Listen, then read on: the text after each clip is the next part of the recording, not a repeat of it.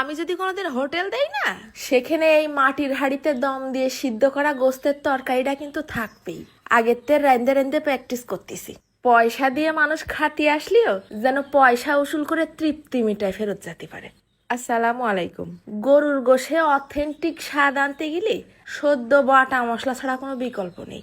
সে বাড়তি বাড়তি কষ্টের ঠেলায় যদি জিবলেও বেরোয় যায়, তাও স্বাদের সাথে কোনো ছাইয়া ছাইয়া করা যাবে না। শুকনো ঝাল বাড়তি যায় আজকে চোখ পর্যন্ত জ্বলিছে। গরম মশলাগুলো ভিজিয়ে রাখিলাম, ব্যাস ছপা ছপ নিপিস করে বেটে ফেললাম। নিয়ে নিছি কেজি খানিক গরুর গোশ, সাথে একটা বড় সাইজের নল্লি। সব বাটা মশলা একে একে ফেলাই দিচ্ছি। এই গোশে যে কি একটা ঘিরান আসে। শুক্রবার আজকে জৈমে ক্ষীর। মশলার পর দিছি খানিকটা নুন, আর সাথে এক মুঠখানি কাঁচা পেঁয়াজ, একটুখানি হলদির গুঁড়ো, আর দিয়ে দিলাম প্রায় 4 টেবিল চামচের মতন টক দই। এরপর ঢেলে দিলাম ঘপ ঘপ করে প্রায় 1 কাপের মতন সর্ষের তেল। এমন মাখা মাখতে হবে হাতেই যেন অর্ধেক রান্দা হয়ে যায়। দেখলি মনে হবে যেন এখনই হয়ে গেছে কষা গোশ। শেষমেশ দিয়ে দিছি আবার 1 মুঠখানিক পেঁয়াজ বেরেস্তা। মাখায় রেখে দেবো আধা ঘন্টা খানিক, মশলার সাথে গোশটা মজুক। বেশ কিছু চুইঝাল ছিল আবার ফ্রিজের ডিপে, কালো হয়ে গেছে, তাই কি দিয়ে দিই। আরো ফেলাই দিলাম আস্তে আস্তে কয়টা রসুন। তা যে কোনো মাটির হাঁড়ি পাতিলের দোকানে যাই কিন্তু বললেই হবে না যে গ্যাসের চুলোয় রান্না করার মতন মাটির হাঁড়ি। তোমরাও পেয়ে যাবানে। এই রান্নাটা মাটি চুলোয় করলেই বেশি ভালো হয়। এখন তো সেই ব্যবস্থা নেই, গ্যাসের চুলোই করে দেখাই।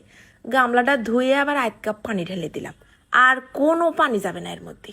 একটা চামচ আবার ঢাকনার মুখে রেখে চারিকুনা দিয়ে আটা মাখায় সিলগালা করে দেবো। চামচ দেওয়ার কারণে হাড়ির ঢাকনি খুলতে কোনো কষ্টই হবে না, ফস করে খুলে যাবে। এইবার চুলোর জালটা বাড়ায় প্রথম 10 মিনিট হাঁড়িটা জাল করেছি হাই হিটে।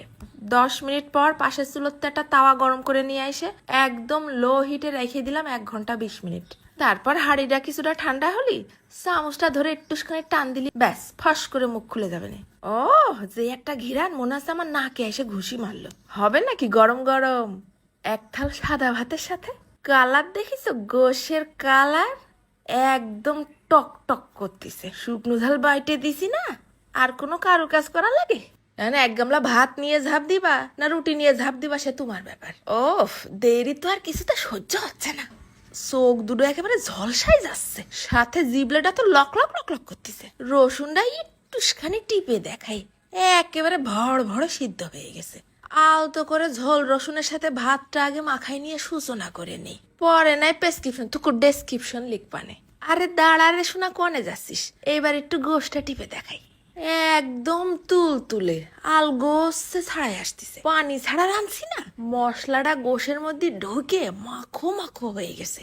এত স্বাদ হইছে, দেখতেছি নিজের থামানোই কষ্টকর। সুই ঝালটা আবার একটুখানি টিপ মারলাম, এও দেখি সিদ্ধ হয়ে গেছে। গালে তুলে দিছি সাবান। ওরে ঝাল! মেইন আকর্ষণটাই হচ্ছে নল্লি। আর একটু হলে বড়ই বড়ই থাল ভেঙে ফেলাই দিচ্ছিলাম। এই জিনিস যে কি মজা!